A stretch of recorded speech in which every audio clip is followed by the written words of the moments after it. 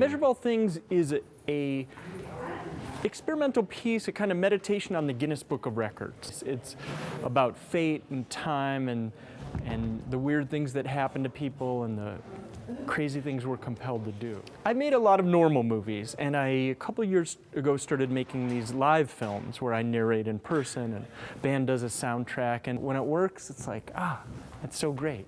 We survive.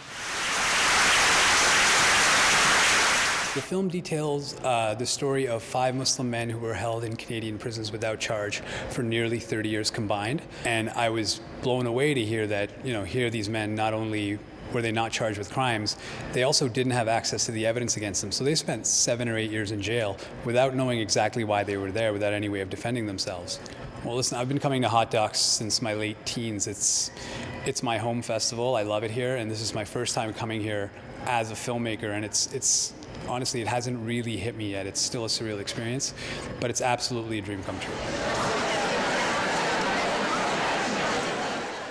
When you take on challenges, you get wonderful rewards. Social media was another challenge, and then by trial and error, I found the trick to it. So when you boldly go where you haven't been before, you do make new discoveries and you find new challenges. Life is much more fulfilling that way. Was a huge fan of George's, first from Star Trek. I was a fan of the original series. Then was just really charmed and inspired by George's eloquent way of coming out in 2005 and becoming an LGBT activist for civil rights. I couldn't believe that there wasn't a documentary about this inspiring person. When I first heard hot dogs, I heard hot dogs, and my mouth salivated.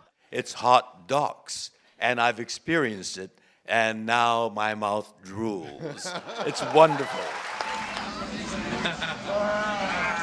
It's the first screening outside. Really, Dawn of the Dead is about why zombies are so popular today. The really good news for us is that we secured Simon Pegg and George Romero right away. But I feel very fortunate. I think we pretty much have every zombie icon you can imagine.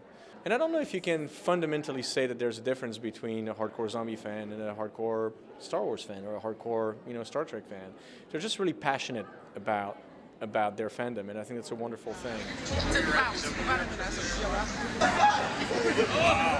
I want you guys to think about your first childhood hero.